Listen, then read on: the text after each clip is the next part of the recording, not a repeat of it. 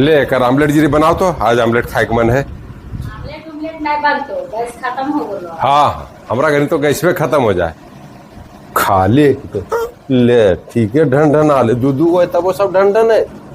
अच्छा हम उपाय कर ले कैसे बनते है हमरा सब बुद्धि है। 1 बजले हो जते हमर काम।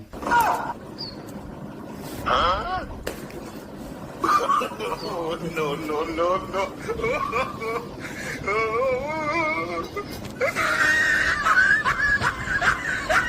1 2 3 4 5 6 आमलेट बनाइए।